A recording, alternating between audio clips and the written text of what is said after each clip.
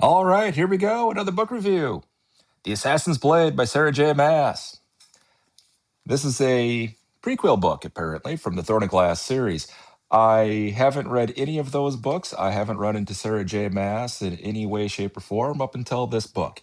I picked it up because everybody ranks this book very highly, so I wanted to check it out. I had to kind of break up what I've been reading for a while and figured this would be a pretty good book to start on. We'll see how the rest of the old series goes. I'm actually kind of looking forward to it. This is, like I say, it's a prequel book. It is a series of short stories that are all included. Right here in the back, you see kind of the list of that. It includes The Assassin and the Pirate Lord, The Assassin and the Healer, Assassin in the Desert, Assassin in the Underworld, The Assassin in the Empire. So, yeah, let's get cracking on this thing. This book follows Selena Sardothian, its prequel book. This is her beginning, her origin stories, basically, to get to the rest of the books. Those are my understandings. Like I say, I haven't read any of those books yet. But here's the deal.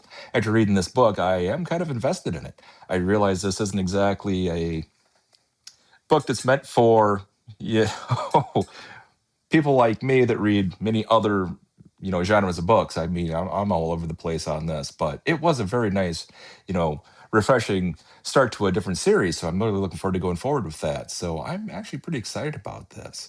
But yeah, The Assassin and the Pirate Lord. That's the first story in this particular book. I mean, this one gets her son off on a mission up to the Pirate Lord. She's got to seal a deal and get a business deal done for her, you know, main dude back in the big city and all that. And, things kind of go off the rails and you can kind of start to see where she gets her ideas from and kind of gets the old, you know, romance arc going in the book. The Assassin and the Healer. It's a lady she runs into when she's heading off to the desert and do a little more trading there and finds various other nefarious things to do while she's down there.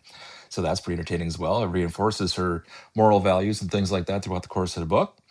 The Assassin in the Desert. That's an interesting one. She meets a few friends down there. She gets to go visit the big city and the new king down there, and we'll see how that works out. That's actually a pretty good sized chunk of the book. Pretty good too. The Assassin in the Underworld. This is back when she gets back from the desert and she's up in the big city and she's decided she's going to do something just a little bit different and try to forge off in her own way.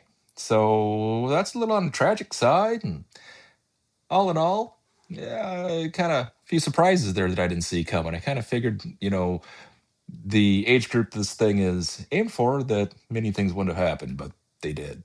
And then there's The Assassin and the Empire. This is where we start to get into what my understanding is the rest of the series is mostly about. So, yeah, I'm actually looking pretty forward to getting into book two on this whole series. Or if you read these before this one came out, the original book one, a lot of that changed. But yes, The Assassin's Blade. What do I think about this book? I liked it. It's a very good book, though there's a couple of caveats with it. If you don't really appreciate gender violence or anything like that, well, it's kind of graphic in many different ways, from the physical side of that to the mental side of that and all that. That's yeah, I can see where people be, kind of shying away from this particular book on that one. But my understanding is the rest of the books going forward, they're much more violent. So we'll find out here, in a couple of weeks. I got a couple of the books I got to wrap up first. But all in all, I did like this book. It's very well written.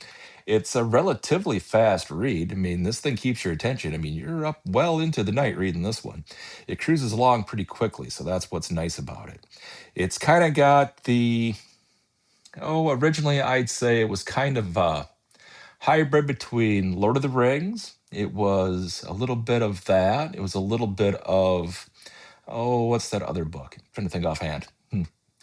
Isn't coming right now. But yes, it's like it almost started off like it was a conglomeration of three. It was like Lord of the Rings, it was Game of Thrones, and there was another one that I can't quite think of offhand, but a lot of the symbology in the book sure does, kind of remind you of those three particular series, and I can't think of the one offhand. But yeah, it does seem to be going in a different direction than those, though, so that's a good thing.